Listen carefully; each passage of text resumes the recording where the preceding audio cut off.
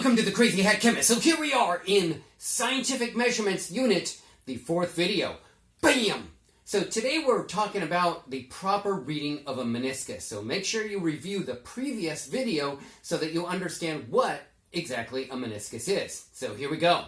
So the reading instrument should be on a flat, level surface. Okay? Your eyes, that is, need to be at the same level as the bottom of the meniscus if it's an aqueous solution, and at the top of the meniscus if it is a mercury. Okay, that means that you are going to be the one that's actually moving. Okay, you place the instrument on a flat, level surface, undisturbed, and then you move up and down as it's necessary so that your eye level is at the same level as the meniscus itself. Okay, so imagine this is your meniscus of an aqueous solution, okay, and there's your eye right there. Okay, if you look too far below and look up, then that is incorrect. You're going to get the wrong reading. Okay, now if you look way above it, okay, and then that is also going to be incorrect as well, and you're not going to get the proper reading. But what you need to do is have your line of sight at the same level as the bottom of the meniscus, and that is going to be correct. That is the perfect way to do it.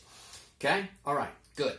So incorrect angles will yield incorrect measurements due to parallax. Okay? All right, so hopefully you got that.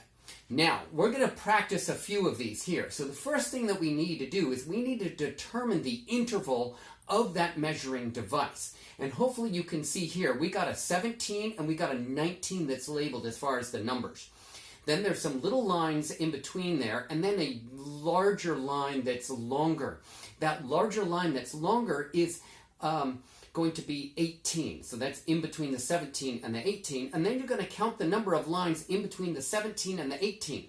And each one of those is going to be 2, essentially. Okay, so each one of those is 2 mils. So this is a 2 mil interval of this measuring device, whatever it may be. I have some colored solutions, so hopefully you can see the meniscus here. You're going to have your eye level right here at the meniscus. Okay, so you're going to move down or move up, as the case may be, such that your eye level is at the bottom of the meniscus. And on this one, you can see that it is above 13 but below 14. And then you're going to look at the intervals, which is 2 milliliters. Okay, and then you're going to determine that this is 13.2 milliliters for this reading. Okay, with each measuring device, okay, if we read this from down below, then our measurement is going to be too high. If we measure it from up above, our measurement is going to be too low, again, due to parallax errors. Okay, so the last digit is always estimated. So if you read that, you might have gotten 13.0, maybe you got 13.1, maybe you got 13.3, okay? But the other previous digits here are definitely known digits, and anybody knowing how to read the measuring device and knowing the interval should get a 13 on this measuring device here. But it could be 13.1 or 13.3 would be definitely reasonable values. Okay? All right, so all these digits combined, that is the 13 and the 2, are called significant figures. And we're going to be talking about significant figures a lot. Okay?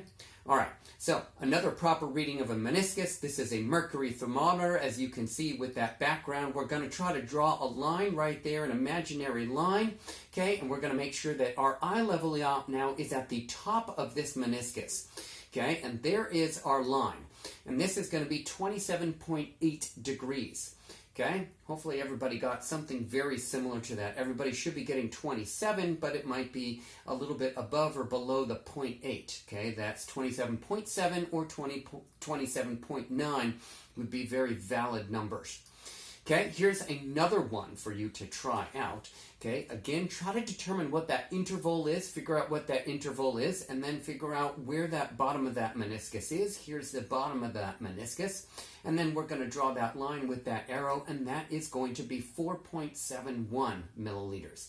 Notice that on this measuring device, I have another digit in which I can add from the previous aqueous solution in which I had before. Okay, that means that this measuring device is more precise. Okay, all right. So another measuring device, here's our meniscus right here. We're reading again the bottom of that concave meniscus if it's an aqueous solution. And there's our line, and this is going to be 26.1 milliliters. Okay? All right, now this is an awesome measuring device. This is called volumetric flask. And volumetric flasks enable you to measure one single measurement. Okay, this is a 100 ml volumetric flask, and it's TC 20 degrees Celsius. That means that it will work at 20 degrees Celsius, the most precise of it as well. It's plus or minus 0.08 milliliters, which is much more precise than any graduated cylinder will do. Okay, and this volumetric flask is very large on the bottom, but the neck of it is very narrow. That neck allows you to really see a meniscus. With large containers, it's hard to see a meniscus. The narrower the container, the easier it is to see a meniscus. And with the volumetric flask, they are narrow. There's also a red striped line on this volumetric flask as well. That makes this one more expensive and allows you to see colorless solutions much more readily and able to see that meniscus right at that etched line. And there is actually an etched line that's etched into the glassware. In fact, every volumetric flask that is made, the liquid is placed in there at 100 milliliters exactly, and then the etch is placed on there afterwards because they have to account for the thickness of the glass. So each volumetric flask is almost handmade. Okay, this is at that line, that is the meniscus is at the etched mark line, and therefore this is going to be 100 mils, so it's 100.00 milliliters, so it has an excellent amount of precision. Although we don't have volumetric flasks at like 90 milliliters or 80 milliliters or anything like that. Generally, volumetric flasks are 25, 50, 100, 250, 500, and they go up from there. Okay? I hope you enjoyed that video. I am the Crazy Hat Chemist, and I'm going to be wearing a crazy hat. This is most certainly a crazy hat because I am a mad chemist, and this is a mad hatter, and I'm a mad hatter. If you like that video, give me a thumbs up. Please subscribe to my channel. I greatly appreciate that, and have a great day. Bye now.